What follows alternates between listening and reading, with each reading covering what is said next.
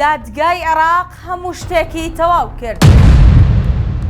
ئیتر کۆتایی هاتوو، هەموو شتێک تەواو بوو. یەکێتی لە دادگای فیدراڵی سکاڵای تۆمار کرد.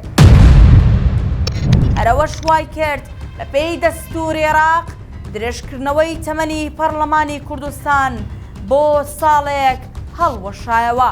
یاساکە دەڵێت بەپێی دەستووری عێراق کە لە هەرێمی کوردستانیش جێبەجێ دەکرێت، دادگای باڵای عێراق بڕیاریدا درێژکردنەوەی تەمەنی پەرلەمانی کوردستان نایاساییە و هەڵوەشێنرایەوە. ئێستا پرسیارەکە ئەوەیە دەبێت لە کوردستان چی بکرێت؟ بەپێی فەرمانەکەی دادگای فیدراڵی ئیتر پەرلەمانی کوردستان مافی نییە هیچ بڕیارێک بدات. ئێستا پرسیارە گرینگەکە ئەوەیە ئەو یاسایانەی ئەمساڵ لە پەرلەمان بڕیاری لێدراوە هەڵدەوەشێتەوە. بەکاراکردنەوەی کۆمسیۆنی هەڵبژاردنەکانیشەوە دەبێت لە هەرێمی کوردستان هەڵبژاردن بکرێت. دەبێت سەرۆکی هەرێمی کوردستان کاتێک دیاری بکات بۆ هەڵبژاردننی پەرلەمانی کوردستان.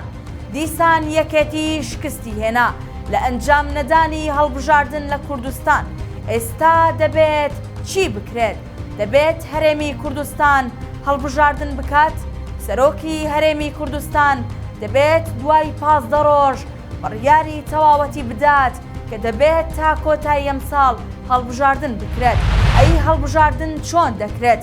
ئەم هەڵبژاردن بێک بازنەی دەکرێت و کۆتاکانیش بە هەمان یاسای پێش و بەشداری هەڵبژاردن دەکەن. دەبێت هەموو لیست و لایەنەکان بەبێت تانەدان لە یاساکەی دادگای فیدراڵی بەشداری بکەن و خۆیان ئامادە بکەن بۆ ئەنجامدانی هەڵبژاردن. بنوارن یەکێتی تووشی چی بوو؟ بەم کارەی دوایین بزماری لە تابوتی حیزبەکەیدا، چونکە هیچ پێشنیارێکی پارتی قبول نەبوو. هەر دەیگوت با هەڵبژاردن نەکرێت. ئێستا پارتی دیموکراتی کوردستان دەڵێت ئێمە ئامادەین هەڵبژاردنێکی نەزیه و پاک بکرێت. لە چەند مانگی ڕابردوو پارتی هەموو کاراسانی بۆ یەکێتی کرد، بەڵام یەکێتی نەیویست. داوای یەک لیستی لە پارتی کرد و پارتی ئەم مەرجەی قبول نەکرد.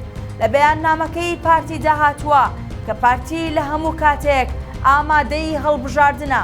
ئەوەی ئێستا گرینگە ئەنجامدانی هەڵبژاردنە. بەپێی ئەو یاسایانەی دەرکراون، کۆمسیۆنی هەڵبژاردنەکانی عێراق سەرپەرشتی دەکات کە ئۆفیسیان لە هەر سێ پارێزگاکە هەیە، وەک هەڵبژاردننی پەرلەمانی عێراق. لێرەش بەم شێوەیە و بە یاسای هەڵبژاردننی پەرلەمانی عێراق کۆمسیۆن هەڵبژاردنەکانی پەرلەمانی کوردستان ڕێک دەخات. یەکەتی بەردەوام بۆ چارەسەرکردنی گرفتەکانی هانای بۆ عێراق دەبرد. هەرچی کرد و هەرچی کۆشا نەیتوانی ڕێگری لە ئەنجامدانی هەڵبژاردن بکرێت. ئەمە ئەو دۆخەیە کە یەکێتی تووشی بووە، ئەوەی دەیویست هەڵبژاردن نەکرێت. نەدەتوانێت لەگەڵ پارتی ڕێک بکەوێت لە کاتێکدا پارتی بە هەموو داواکانی ڕازی بوو. نەدەشتوانێت هەڵبژاردن نەکات. دەیانویست لە ڕێگەی سەرۆکی پەرلەمانەوە کارەکە بکەن، بەڵام دادگای باڵای فیدراڵی عێراق هەموو شتێکی هەڵوەشاندەوە. شتێک نەما بە ناوی تەمەنی درێژکراوەی پەرلەمانی کوردستان. ئێستا یەکێتی تەواو پەرێشان بووە، چونکە دۆخی حیزبەکە لە ناوەوە و دەرەوە دووچاری گرفتێکی گەورە بووە. لەلایەک دەست بۆ سیادەی سیاسی کوردستان دەبات، موچە و پارە و قوتی خەڵک دەبڕێت. لەگەڵ شۆڤێنی و نەیارەکانی کوردستان لە عێراق ڕێک دەکەوێت. لەلایەکی دیکەش لە کوردستان پلان دادەنێت و نایەوێت هەڵبژاردن بکرێت. ئەو دەیەوێت حاکمی ڕەهای کوردستان بێت، بڕوای بە یاسا و ڕێکەوتن نییە. لەگەڵ هێزە پلانگێڕ و گروپە لە یاسا دەرچووەکان دژی کوردستان دەوەستێتەوە. بنواڕن و ببینن چی دەبێت. یەکێتیەکان تووشی گرفتێکی گەورە دەبن، لەبەرەوەی هەرێمی کوردستان دەبێت هەڵبژاردن بکات تا کۆتایی ئەمساڵ. جایتر دەردەکەوێت یەکێتی دەتوانێت لەسەر قسەکانی بەردەوام بێت، یان ئەمە دوایین ڕۆژەکانی خۆیەتی و بەدەستی خۆی پەتی سێدارەی بۆ خۆی هەڵواسی.